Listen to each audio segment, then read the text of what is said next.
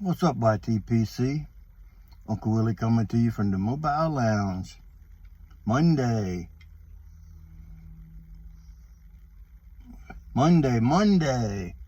Day after Sunday. Sunday, race day.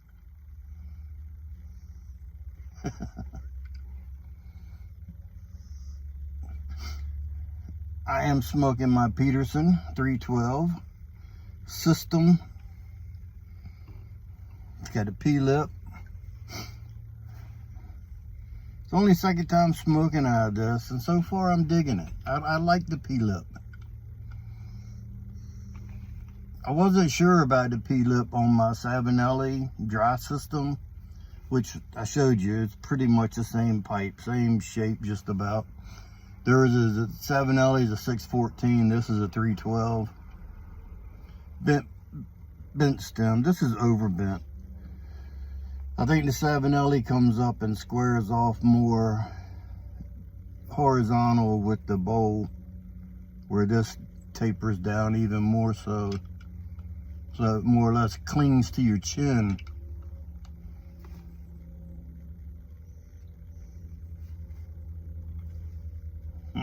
That's not pretty. And it is some 1792 flake by Samuel Gowith.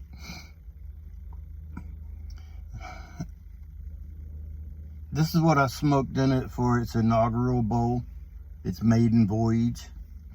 So I figured that's what I was going to keep smoking in it. And it's smoking it very well so far. And this pipe did not gurgle at all with the first bowl that I smoked through it.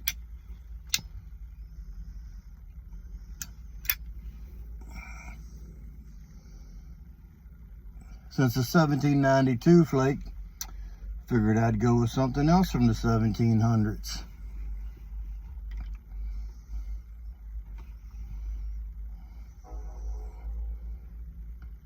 I got a couple things I want to talk about.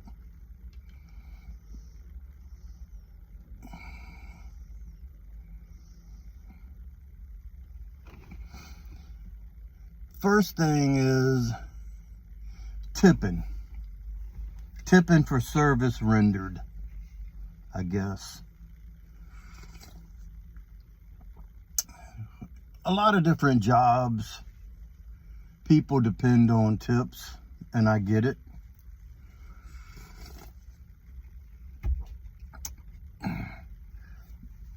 Like delivery, food delivery. Because I delivered auto parts for a year and a half and I never got a tip. Even at Christmas, I never got a tip. Like some people tip the mailman or the UPS man, the one that's their daily delivery driver. So with food, I get it. And I usually tip pretty well, depending on the service that I get. If I go in a restaurant, don't tell me how much I should tip. Don't tell me I need to tip 15% or 20%, because if the service sucks, they're lucky if they'll get 1%. If you come back and bring me drinks as you see I need them, when my drink gets down to about half full, you should be asking me, do I want a refill? I shouldn't have to be sucking ice at the bottom of it, making that sound when you walk by, so you'll be like, oh, did you need more drink, sir? Well, damn, my food's gone now and I'm trying to suck the water off of the ice. Yes, I need more drinks. So if you ignore me, I'll ignore you. I mean, I won't go with not tipping you at all, which I have done, where I felt it was needed, especially back in my drinking days. But if I order something, if I call in an order at a pizza place, so we'd say, because there's one up the road here called Rocky's Pizza, and they got good food. you go in there and pick up your order, and they got an iPad that they flip around for you to sign. And the one girl, one day I went in there, told her I was there for a pickup for Willie. She said, confirmed the order, and saw that I had a card. So she was like, she took the card, swiped it, then flipped the screen around, said, all I need you to do is add a tip and sign for it. I just went, I said, tip? For what? And she just looked at me, didn't know what to say. So I scratched through tip for 0, wrote down the total, flipped it back around. McDonald's don't ask for a tip. I don't go there, but they don't ask for a tip. Wendy's, Burger King, Taco Bell, they're doing the same thing that you're doing. They're making food, putting it in bags, and putting it on the counter. If I go in Rocky's and I sit down and order and they bring my food out to me, and when I'm done, then I'll leave a tip on the table for service rendered. Is that right or wrong to tip? That's my thing is with the tipping. I don't believe that I should ask them for a discount because I didn't take delivery, which would have cost me $1 or $2 for delivery on top of tipping the driver. Most places charge you a delivery fee, and the driver doesn't even see that. And they've been doing that for years. So I'm thinking you should give me $2 off of it and give me your delivery fee off of my purchase because I picked it up. I used my gas, my time to come and get it. Yeah, it was my choice. So don't tell me or ask me for a tip when all you did was put something in a bag and then put it on the counter.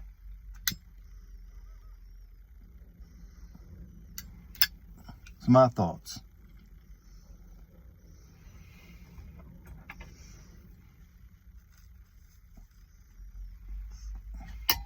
People begging for money, standing on the corner. I get it. Some people need it.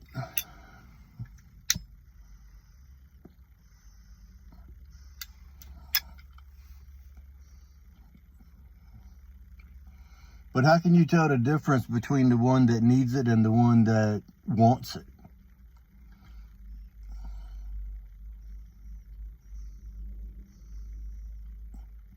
If you pull up at a stoplight, and somebody standing there with a sign, and it says, homeless, please help, God bless. As soon as I look up and I see it, all I can see on that cardboard piece of paper written up with a Sharpie, all I can read is blah, blah, blah, blah, blah. Especially when you're standing there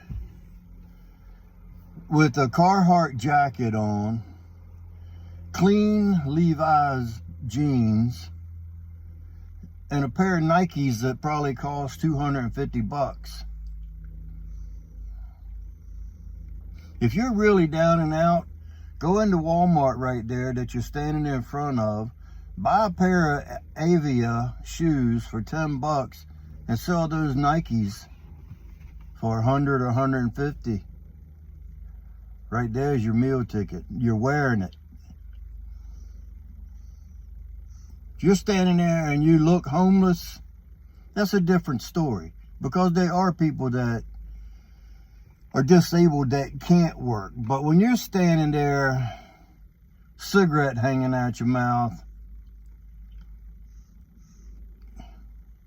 nah. I stopped at the gas station earlier. This is what made me think of all this. Stopped at the gas station earlier to get some gas so I could stay warm in the mobile lounge because it's cold out. Whenever you see these certain people, you always call them crackheads or crack whore or whatever. And so this girl, I looked over at the pump beside me, There's a girl sitting in the car, was smoking a cigarette that was ready to be put out. A car seat in the back. Now, I couldn't tell if there was a baby in the car or not. I got out, walked around, my pump's on the other side, so I got out and I sit down in the passenger seat because the wind's blowing and it was kind of cold. And she got out of her car and walked around and started towards me with that cigarette in her mouth. And it was right at the filter, so it needed to be put out, you know, a few minutes back. She mumbled something as she come walking around, and she like got behind the pump and then came back out where I could see her. And I was like, excuse me? She said, do you have like $2 that I can put in here until I get to the bank? Well, first of all, you made a decision earlier for cigarettes that are like $10 a pack. So at that point, I had no money for it, which I had no cash anyway. I used my card. And I told her, I was honest with her and said, nah, I don't have any cash. I used my card. $2. Where the fuck was she gonna go? Was she gonna go from pump 4 to pump 5? $2?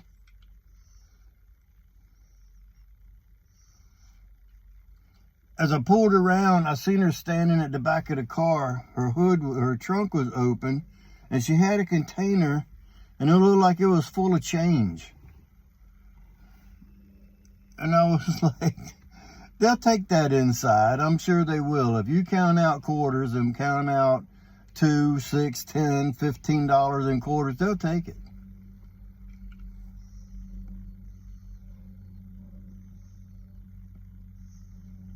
I don't get it, man. I know years ago, there was this woman that stood at the corner at this McDonald's. And it said homeless, blah, blah, blah.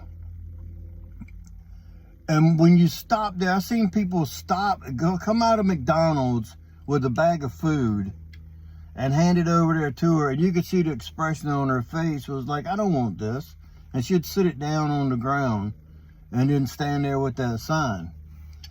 I never seen it personally, but somebody told me they seen her one day after she had finished.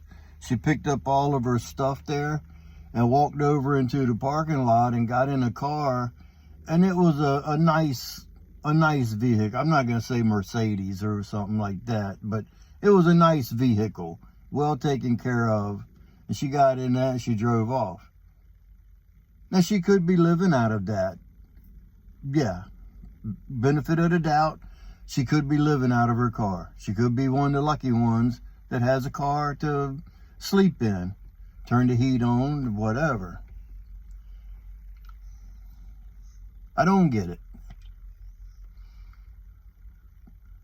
Almost everywhere you look, there's a sign that says hiring.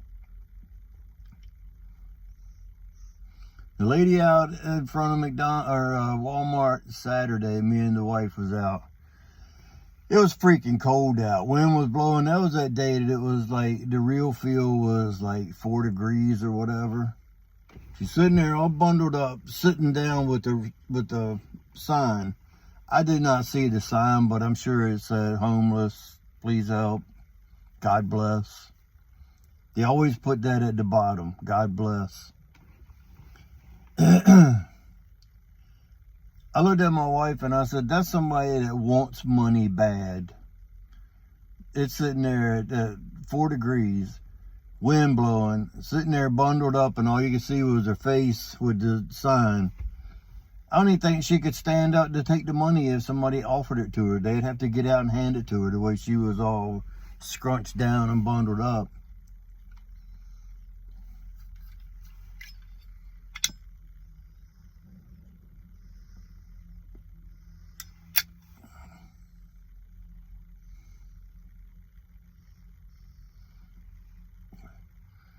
So I digress. Remember, if you stay ready, you don't have to get ready. And with that being said, until next time, you know what to do. Stuff them and puff them.